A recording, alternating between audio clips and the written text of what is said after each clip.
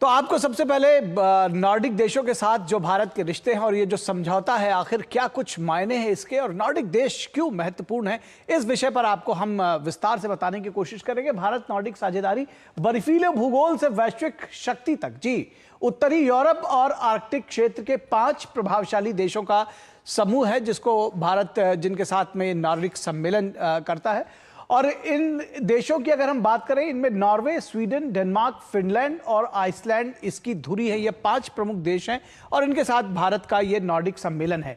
आबादी कम, लेकिन तकनीक, नवाचार और पूंजी में वैश्विक प्रभाव इनका अत्यधिक है।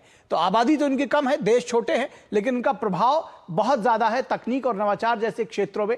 जलवायु नेतृत्व, हरित विकास और मानव कल्याण के ये देश आज के समय में मॉडल बने हुए हैं। तो ये आज के समय के मॉडल देश हैं, जलवायु नेतृत्व में, हरित विकास में और मानव कल्याण में। जो ह्यूमन इंडेक्स का जो सूचकांक है, दरअसल मानव सूचकांक, उसमें भी ये बड़ी टॉप पर जाते हैं। आर्कटिक क्षेत्र के कारण भविष्य की भू राजनीति में इनकी भूमिका बढ़ गई है। बिल्कुल, ये जो उनका एरिया है, जो क्षेत्र है, उसमें जो जियोपॉलिटिक्स है आज की, उसमें इनकी बहुत ज़्यादा आज इनकी जो भूमिका है वो बढ़ी हुई है। भारत 2008 से आर्कटिक क्षेत्र में सक्रिय भागीदारी निभा रहा है। लगातार भारत 2008 के बाद से सक्रिय भागीदारी निभा रहा है और इस वक्त जो उसकी भागीदारी है वो एक तरह से कहा जाए कि अपने तीव्रतम स्तर पर है। हिमाद्री रिसर्च स्टेशन भारत की वैज्ञानिक मौजूदगी का ये एक जीता जागता प्रमाण है कि किस तरह से हिमाद्री रिसर्च स्टेशन वहां पर काम कर रहा है। भारत की आर्कटिक नीति ने नॉर्डिक सहयोग को एक नई रूपरेखा दी है। नॉर्डिक जो देश है उनके साथ में एक नई रूपरेखा दी है और नॉर्डिक सम्मेलन इसका एक उदाहरण है। ग्रीनलैंड और आर्कटिक क्षेत्र में दुर्लभ खनिजों का विशाल भंडार है। तो दुर्लभ खनिज इन देशों में पाए जा रहे हैं और भारत को इनकी ज़रूरत भी है। किस तरह से सेमीकंडक्टर, बैटरी और रक्षा उद्योग के लिए ये खनिज बेहद अहम है, इस बात को आज के दौर में सबसे ज़्यादा समझा जा सकता है और भारत के लिए ये बेहद महत्वपूर्ण है। आर्कटिक के बदलते समुद्री मार्ग भविष्य की वैश्विक अर्थव्यवस्था तय करेंगे। तो जो आर्कटिक का जो सी रूट है वो भी भविष्य की अर्थव्यवस्था को तय करेगा। वो जो और इस बात पे कोई दो राय नहीं कि भारत वो सारे नए अवसर जो है वो तलाश रहा है। अब हम इन देशों की अगर बात करें एक एक करके, तो फिनलैंड जो कि आइस ब्रेकर और ध्रुवीय जहाज तकनीक में अग्रणी माना जाता है, तो इस लिहाज से भी ये भारत का एक अच्छा सहयोगी हो सकता है। नॉर्वे विश्व स्तरीय शिप डिजाइनिंग और समुद्री प्रबंधन का केंद्र, तो ये भी भारत का एक की पार्टनर हो सकता है। स्वीडन उन्नत स्पेस और रक्षा तकनीक के लिए प्रसिद्ध है। स्वीडन के साथ साथ अगर हम बात करें, आइसलैंड भूतापीय ऊर्जा और कार्बन कैप्चर में वैश्विक नेतृत्व करता है। तो जो पर्यावरण सुधार की जब हम बात करते हैं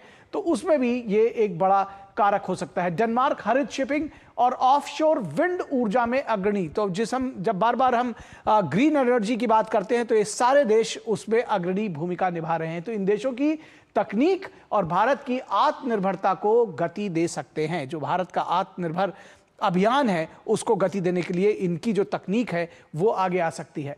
तो अब अगर हम इनके नए आयाम और नए अवसरों की बात करें, क्या टेकअवेज हैं, तकनीक, पूंजी और रिसर्च के नए द्वार खुल रहे हैं और ये जो सम्मेलन है और तीसरा नॉर्डिक सम्मेलन, इसमें एक बेहद महत्वपूर्ण भूमिका उसने निभाई है। आर्कटिक से हिंद प्रशांत तक भारत की रणनीतिक उपस्थिति और मजबूत हुई है। तो सिर्फ हिंद प्रशांत नहीं बल्कि आर्कटिक से लेकर के हिंद प्रशांत तक भारत की जो रणनीतिक मजबूती प्रेजेंस है, दरअसल वो अब साफ दिखाई देगी। सप्लाई चेन विविधीकरण में भारत को भरोसेमंद भागीदार मिले हैं। ये जो 5 देश हैं, ये सप्लाई चेन का जो एक जो उसमें जो भारत की भागीदारी है उसमें निश्चित तौर पर एक नया आयाम होगा। रक्षा, साइबर सुरक्षा और एआई में सहयोग बढ़ा है। तो जब हम तकनीक में और प्रौद्योगिकी की बात करते हैं, जब सहयोग बढ़ने की बात करते हैं तो वो साफ देखा जा सकता है। स्टार्टअप, स्किल्स और डिजिटल गवर्नेंस मॉडल पर साझा कार्य बढ़ा है।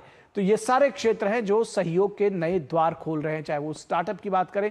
और भारत को उभरते बाजार नहीं बल्कि वैश्विक निर्णायक शक्ति के रूप में स्वीकार्यता मिली है। तो सिर्फ एक बाजार नहीं है बल्कि एक उभरता हुआ वैश्विक शक्ति के रूप में भारत उभर रहा है। भारत उभरता हुआ एक देश है और ये जो नॉर्डिक कंट्रीज हैं उसको ये मान्यता देते हैं। ये साझेदारी जनसंख्या बनाम तकनीक नहीं है कि एक बड़ी जनसंख्या वाला देश है और दूसरे तकनीक वाले हैं, बल्कि ये जनसंख्या प्लस तकनीक का एक नया मॉडल बनकर उभरा है।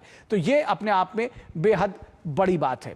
और इसके बाद हम किस तरह से ये जो नॉर्डिक सम्मेलन है भारत के लिए कितना महत्वपूर्ण है, जो नॉर्डिक देशों की साझेदारी है वो कितनी महत्वपूर्ण है, इस पर हम आगे अपने विशेष मेहमानों के साथ चर्चा करेंगे।